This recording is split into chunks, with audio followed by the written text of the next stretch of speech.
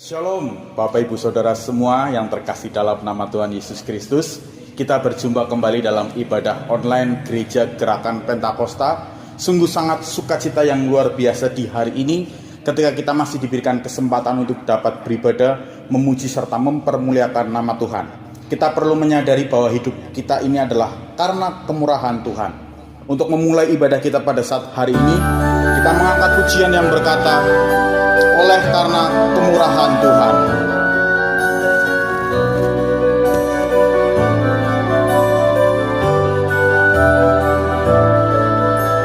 Oleh karena kemurahan Tuhan, ku ada sampai hari ini.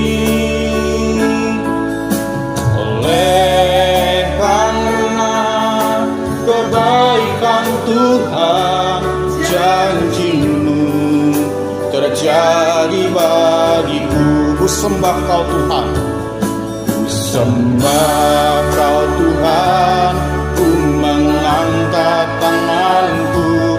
Selamanya Kau ajaib bagiku. Ku sembah Kau Tuhan, ku mengangkat wajahku. Selamanya Kau hebat bagiku. Oleh karena kemurahan Tuhan, oleh karena kemurahan Tuhan, ku ada sampai hari ini. Oleh karena kebaikan Tuhan, janji-Mu terjadi bagiku. Oleh karena kemurahan Tuhan, oleh karena kemurahan Tuhan, ku ada sampai hari ini. Oleh karena kebaikan Tuhan, janji-Mu terjadi bagiku. Ku sembah Kau Tuhan, ku sembah Kau Tuhan, ku mengangkat tanganku. Selamanya Kau ajaib bagiku. Sembah Kau Tuhan, ku mengangkat wajahku. Selamanya Kau hebat bagiku. Ku sembah Kau Tuhan, ku sembah Kau Tuhan, ku mengangkat tanganku. Selamanya Kau ajaib bagiku. Sembah Kau Tuhan, ku mengangkat wajahku. Selamanya Kau hebat bagiku. Selamanya Kau hebat, selamanya Kau hebat bagiku. Selamanya Kau hebat, selamanya Kau hebat bagiku.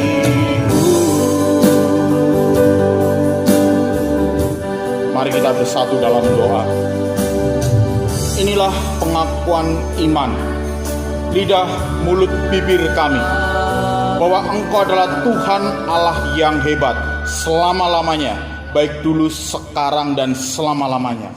Terima kasih ya Bapa, kami ada kemarin, hari ini, dan jika kami ada di hari mendatang, itu semua oleh karena kemurahan Tuhan. Kami mau menikmati ibadah ini dari awal sampai pada akhirnya. Berkati setiap kami, pujian yang kami naikkan di hadapan Tuhan, Tuhan yang bertahta di atasnya. Dan ketika kami mendengarkan sabda kebenaran firman Allah, firman-Mu berkuasa mengubahkan setiap hidup kami. Terima kasih ya Bapa, kami memulai ibadah kebaktian kami di hari ini di dalam nama Tuhan Yesus Kristus. Haleluya, amin. Saya sapa kembali, shalom saudaraku semua.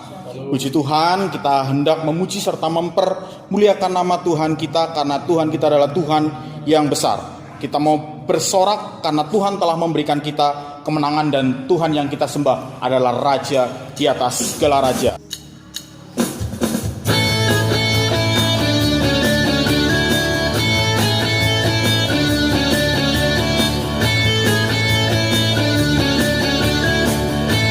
Ku diberi kuasa, ku diberi kuasa dari Raja mulia, menaklukkan musuh di bawah kakiku. Ku pakai kuasa dari Raja mulia, bila Allah ada bersamaku, siapa jadi lawanku? Sungguh besar Kau Tuhanku, Engkau perisai hidupku. Ku berdiri dengan iman dalam Yesus Tuhan. Kau yang memberi kemenangan, ku bersorak merayakan. Terpujilah Engkau Raja, segala raja.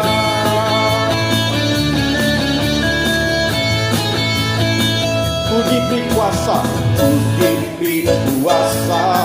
dari Raja mulia, menaklukkan musuh di bawah kakiku.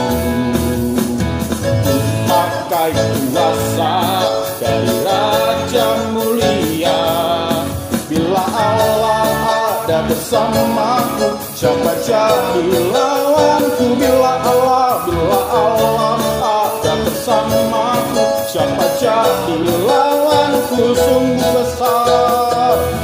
Sungguh besar Kau Tuhanku, Engkau perisai hidupku. Ku berdiri dengan iman dalam Yesus Tuhan. Kau yang memberi kemenangan, ku bersorak merayakan. Terpujilah Engkau Raja, segala raja. Sungguh besar Kau Tuhanku, Engkau perisai hidupku. Ku berdiri dengan iman dalam Yesus Tuhan. Kau yang memberi kemenangan, ku bersorak merayakan. Terpujilah Engkau Raja, segala raja. Terpujilah Engkau Raja, segala raja. Terpujilah Engkau Raja, segala raja.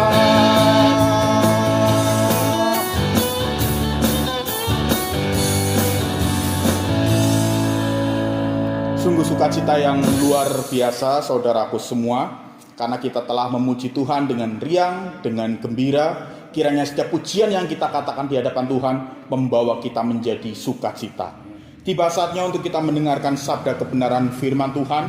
Kiranya Allah Roh Kudus memberikan pencerahan bagi kita untuk dapat mengerti dan memahami setiap firman Tuhan yang ditaburkan.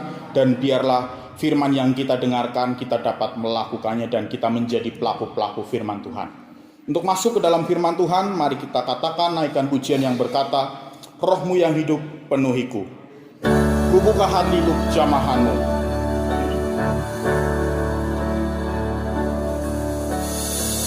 Rohmu yang hidup penuhiku, mengalir dalamku.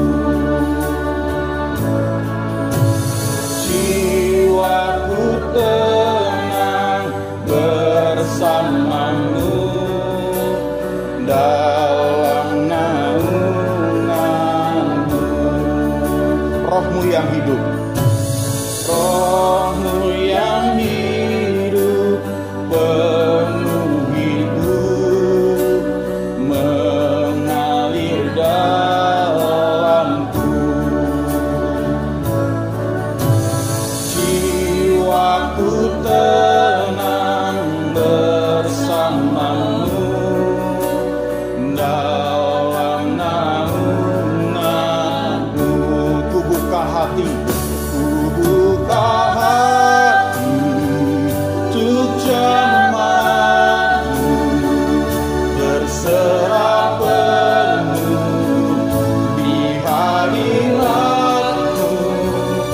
Kau ambil alih seluruh hidupku di altar-Mu, menyembah-Mu. Roh-Mu yang kudus, pulihkanku. Roh-Mu yang kudus, pulihkanku. Engkaulah damaiku.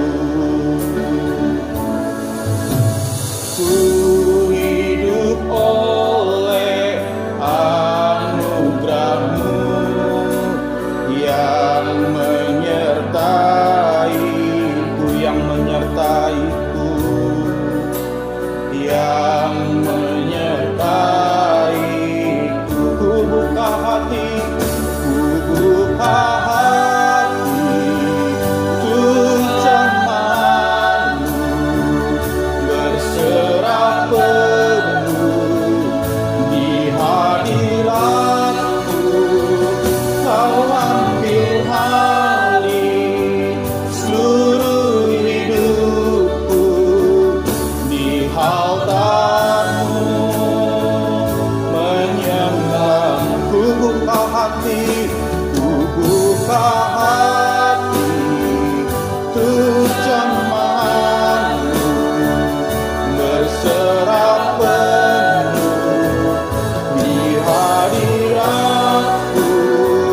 Kau ambil alih seluruh hidupku di altar-Mu, menyembah-Mu di altar-Mu, di altar-Mu, menyembah-Mu di altar-Mu, di altar-Mu, menyembah-Mu.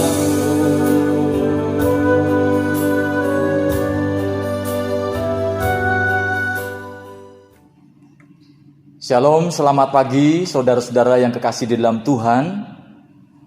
Minggu pagi hari ini kita bersama-sama beribadah dan kita akan mendengarkan firman Tuhan. Dan saya percaya biarlah saudara tetap terus diberkati di dalam berkat yang daripada Tuhan. Kita akan berdoa untuk mendengarkan firman Tuhan.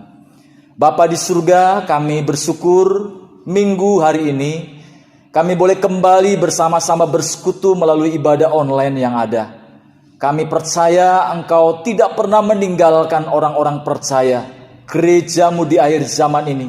Engkau selalu rindu untuk memberkati kami, supaya iman kami semakin kuat, iman kami semakin didewasakan, supaya biarlah kami boleh menjadi mempelai yang siap menanti kedatangan Tuhan yang kedua kali. Kami boleh setia ada di tengah-tengah iman dan kepercayaan, dan kami boleh mengambil bagian dalam setiap bentuk pelayanan yang Kau percayakan. Terima kasih Bapa. Kami akan merenungkan firman-Mu di dalam nama Tuhan Yesus. Haleluya. Amin. Bapak Ibu yang kekasih di dalam Tuhan, pada saat ini saya rindu untuk membawa firman Tuhan di dalam pembacaan kita, Kisah Para Rasul pasal yang ke-11 ayat 19 sampai dengan ayat yang ke-30. Saudara, kita banyak diberkati sejak gereja lahir di dalam Kisah Para Rasul ini. Ada banyak orang-orang dipakai oleh Tuhan, ada banyak orang-orang saleh, ada banyak orang-orang kudus, dan saya melihat bahwa mereka punya waktu, tempat, komunitas yang rohani. Dan pada saat minggu pagi hari ini, saudara, saya memberikan renungan berkaitan dengan jemaat. Salah satu fungsi jemaat, saudara, dikatakan di dalam firman Tuhan bahwa mereka melaksanakan penginjilan. Nah, ada gereja yang kegiatan mereka sebagian diarahkan untuk penginjilan. Tetapi juga ada gereja seluruh kegiatannya diarahkan kepada penginjilan. Saudara-saudara, saya tertarik melihat jemaat yang ada di Antioquia ini.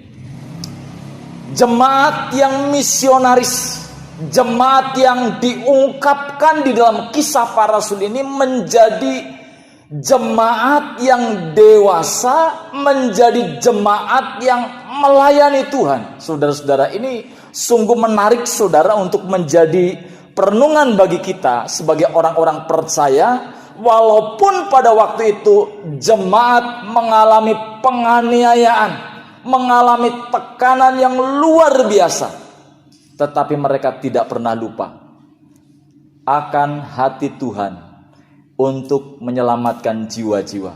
Saudara, pagi hari ini saya memberikan judul saudara, jemaat yang dewasa dan melayani.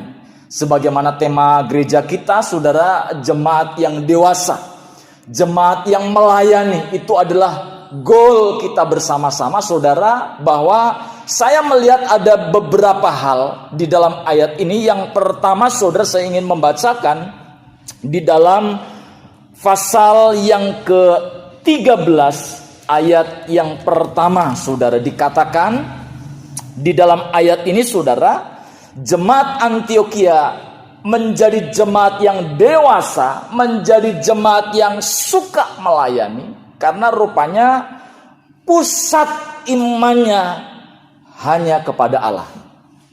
Sekali lagi saya katakan saudara, bahwa jemaat Antiokhia bisa menjadi jemaat yang dewasa, menjadi jemaat yang suka melayani ketika jemaat mengarahkan imannya hanya kepada Tuhan. Dan saya melihat di dalam ayat yang pertama pasal 13 dikatakan saudara, ada banyak pengajar, ada banyak hamba-hamba Tuhan di Antiokhia, tetapi iman jemaat ini diarahkan bukan kepada hamba Tuhan, bukan kepada pelayan Tuhan, tetapi diarahkan kepada Tuhan.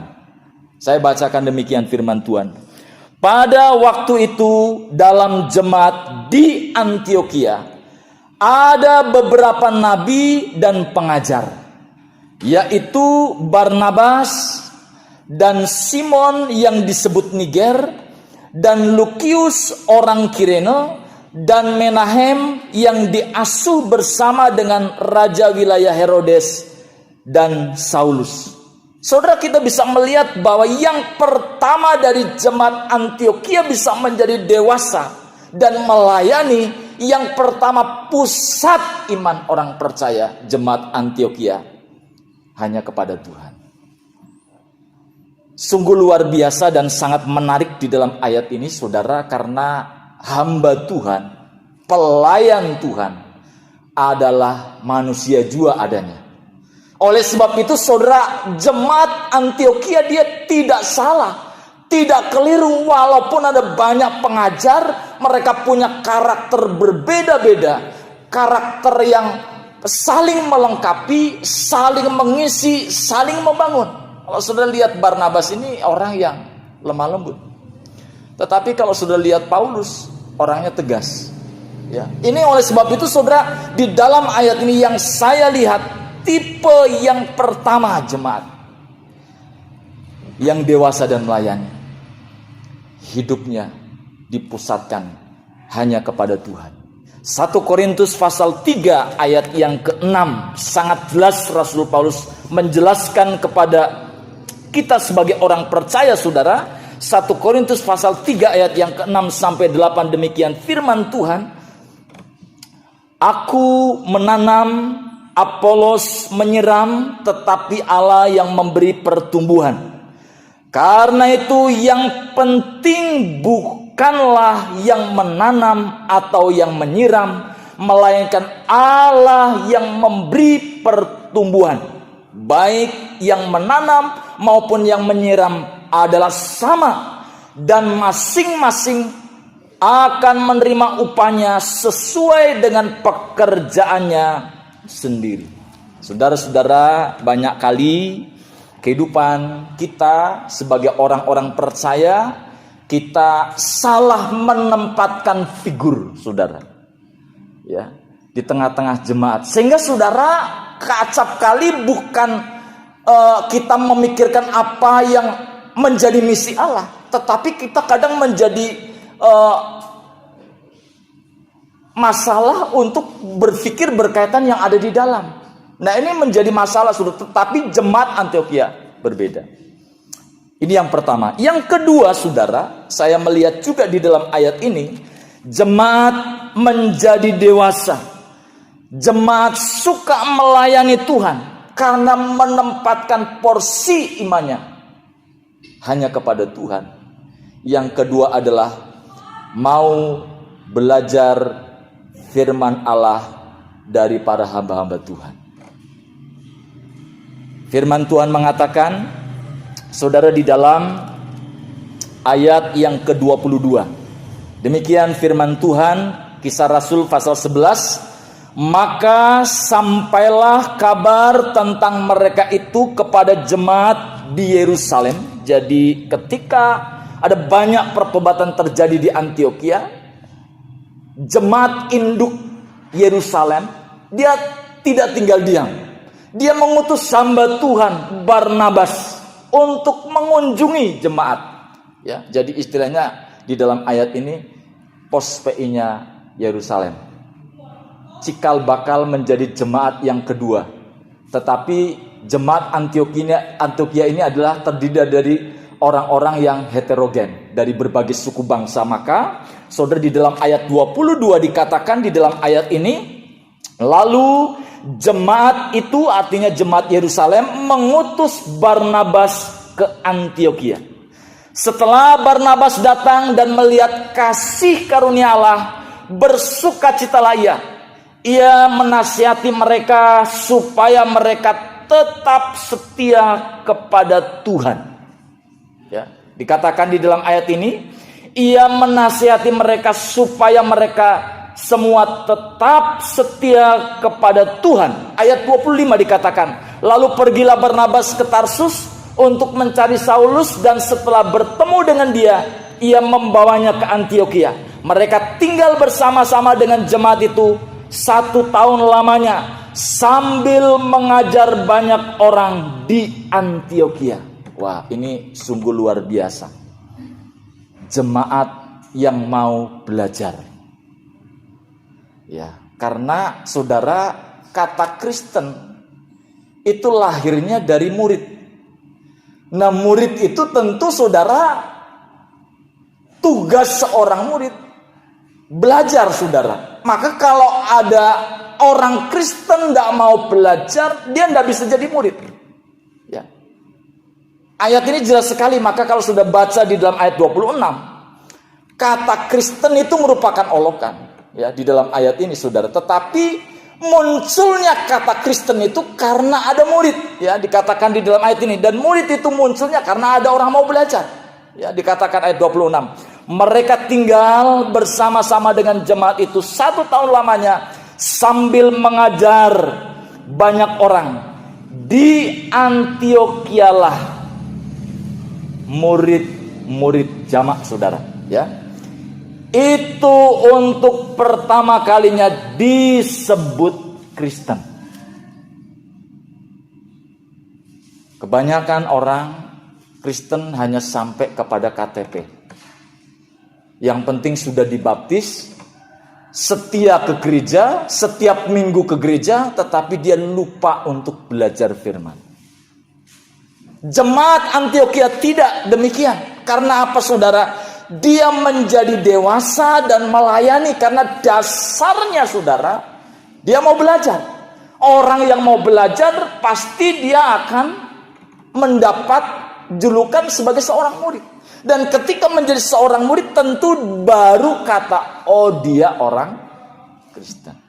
Saudara-saudara yang kekasih di dalam Tuhan, inilah yang dikatakan dengan proses menjadi Kristen sejati. Saudara harus belajar. Saya juga harus belajar. Kita semua juga terus belajar terus. Supaya kita sampai bisa mencapai iman yang dikehendaki oleh Tuhan. Ini yang kedua yang saya lihat, saudara, menjadi dasar yang kokoh, menjadi pondasi yang kuat supaya dia setia melayani. Ya. Jadi saudara, yang saya lihat ini orang yang menjadi dewasa. Dia tidak pernah berhenti untuk belajar. Pengajaran yang benar mendorong jemaat digerakkan. Jadi ketika dia punya dasar firman, maka Roh Kudus memakai orang tersebut untuk menaruh hati Tuhan. Ya, seperti jemaat yang ada di Antioquia, dia bergumul dengan pengajaran, dia bekali, dia perlengkapi, dan Tuhan melihat dia penuhi dengan Roh Kudus. Ya, sehingga saudaraku yang kasih dalam Tuhan, sungguh luar biasa. Yang kedua tadi, yang ketiga adalah menerima Injil dengan sukacita dan hidupnya digerakkan oleh Injil. Jadi saya melihat di dalam ayat 24-23, setelah Barnabas datang dan melihat kasih karunia Allah, bersukacitalah ia.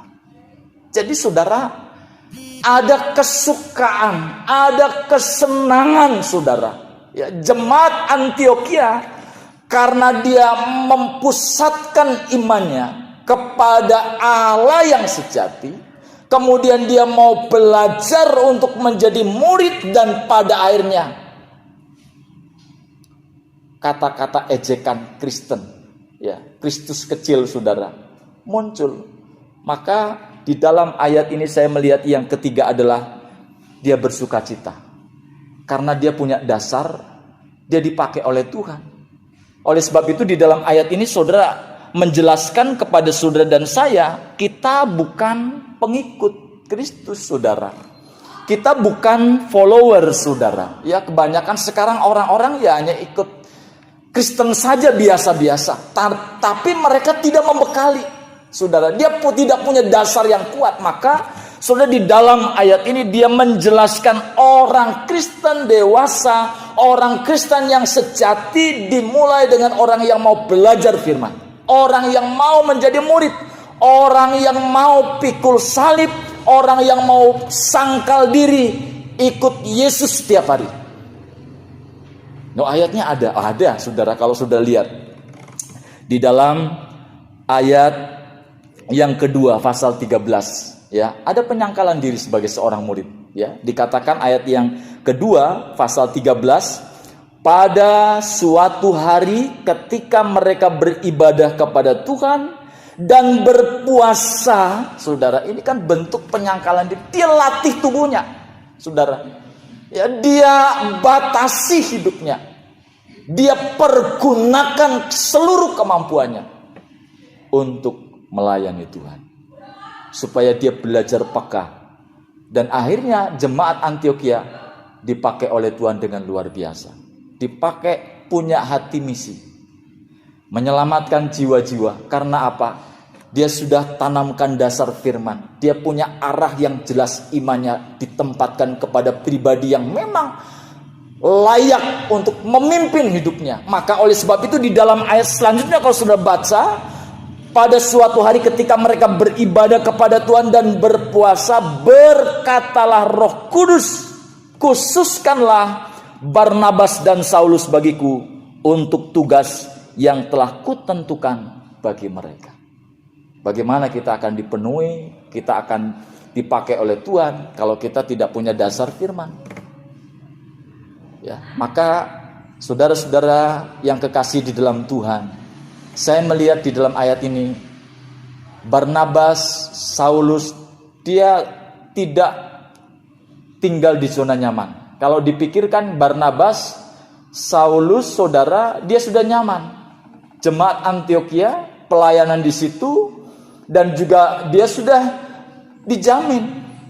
Tetapi saudara kalau sudah baca pasal 13 ayat yang ketiga, justru Rasul Paulus dan Barnabas dipilih oleh Roh Kudus. Dia tinggalkan zona nyaman, keluar untuk menginjil.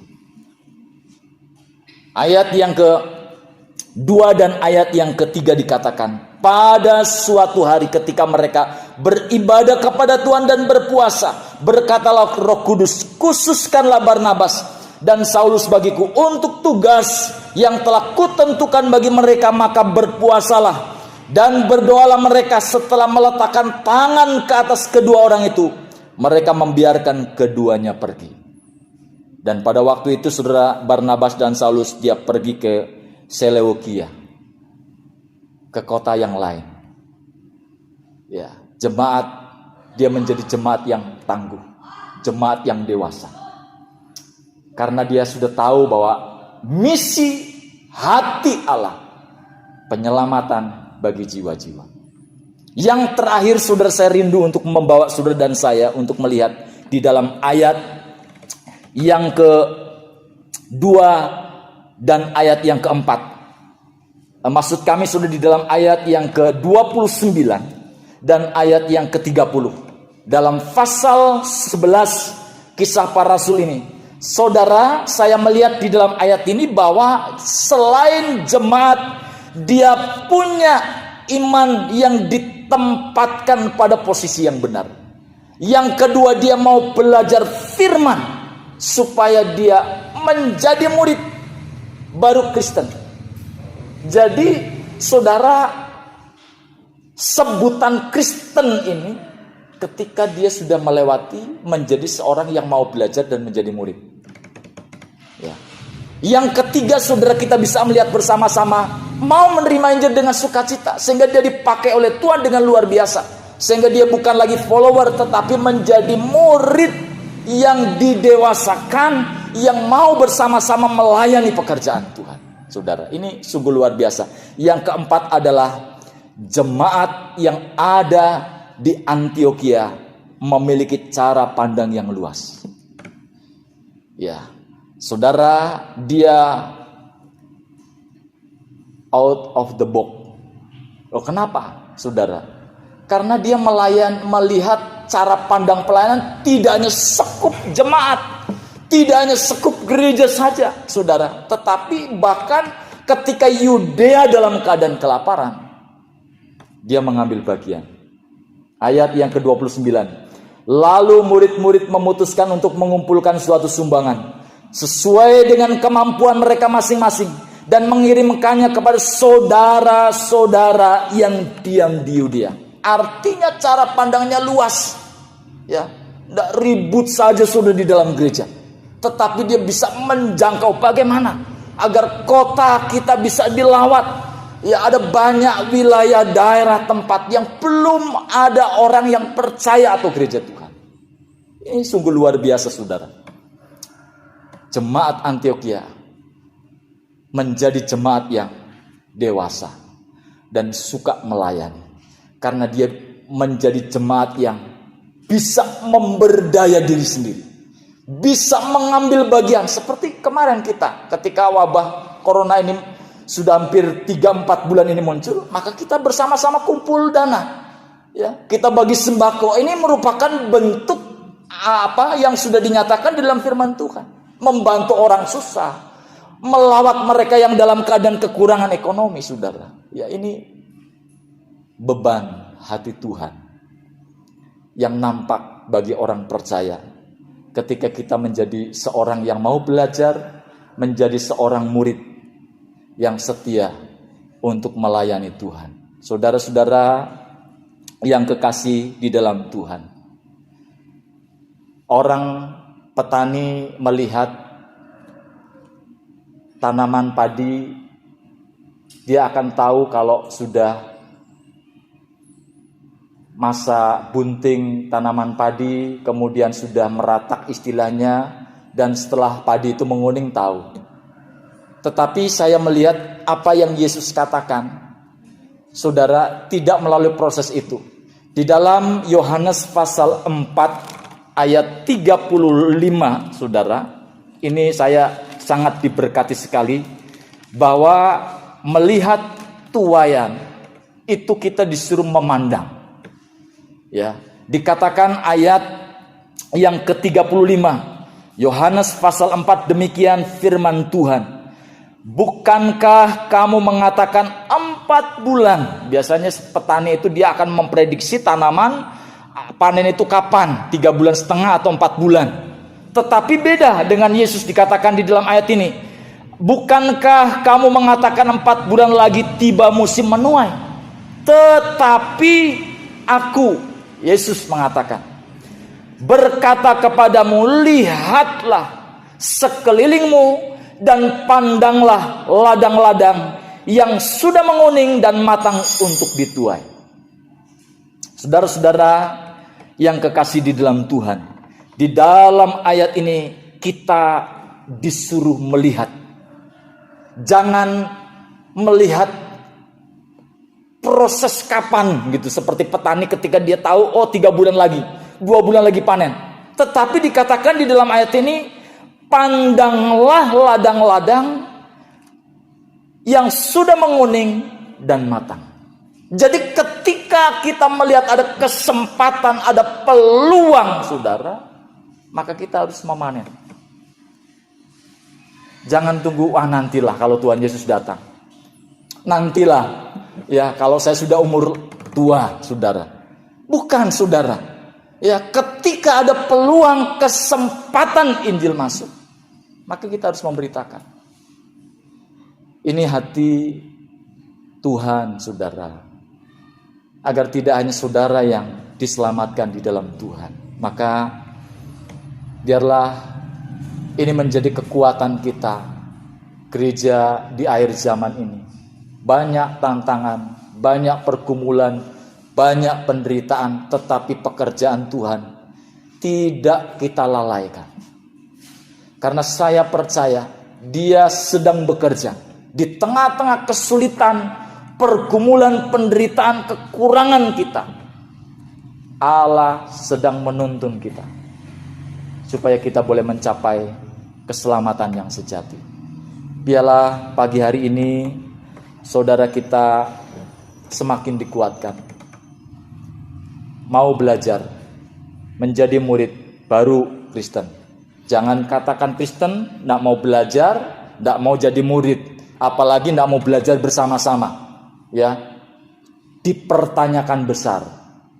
Benar tidak kamu menjadi orang Kristen yang sejati? Kristen yang sejati dewasa dan melayani Tuhan.